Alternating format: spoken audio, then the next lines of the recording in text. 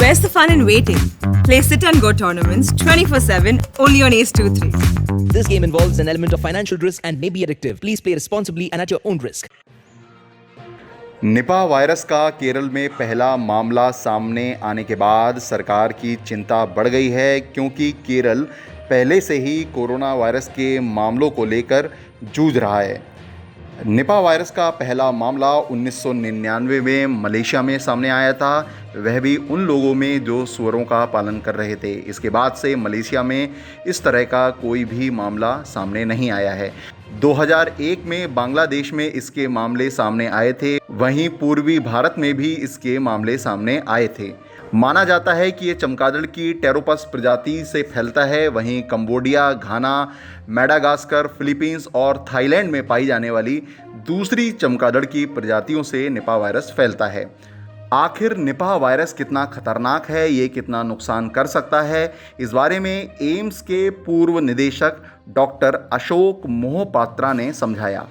Nipah virus is a new virus. Only one case we have reported.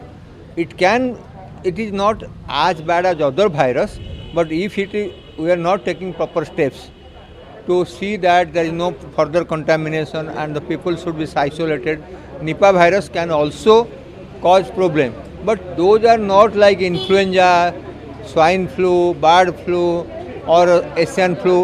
Nipah virus has become somewhere endemic. Some places, pockets it comes and get suppressed. So I will wait and watch how the Nipah virus is going.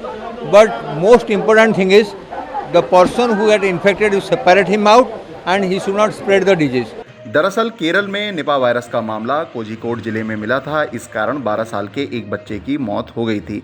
बच्चे में शुरुआत में एंसेफ्लाइटिस और माइक्रोडेटिस के 3 सितंबर को लक्षण देखे गए थे। इसके बाद इस बच्चे को भर्ती कराया गया था, लेकिन बच्चे की जान नहीं बच सकी थी। इस मामले के सामने आने के बाद सरकार ने एक टीम केरल भेजी। इस टीम ने केरल के कोझिकोड जिले के उस जगह का दौरा किया जहां उस बच्चे की मौत हुई थी। इस टीम ने रामबूटन नाम के फल के सैंपल भी लिए हैं, जिससे ये पता लगाया जा सके कि ये इन्फेक्शन चमगादड़ के कारण हुआ है या इसकी वजह कुछ और है। इससे पहले भी 2018 में केरल में निपा वायरस का संक्रमण कोझिकोड और मल्लपुरम जिलों में फैला था। वहीं दिल्ली से गई national centre for disease control की टीम ने उस परिवार से बात की जिससे बच्चे की मौत निपा वायरस के कारण हुई।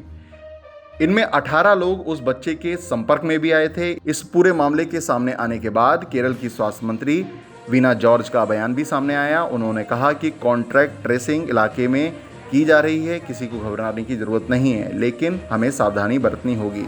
यानी कुल मिलाकर केरल में बढ़ते कोरोना वायरस के मामलों के बीच निपा वायरस का ये मामला सामने आने के बाद टेंशन बढ़ गई है। केरल में कोरोना के भी हालात पिछले कुछ दिनों से लगातार खराब हो रहे हैं।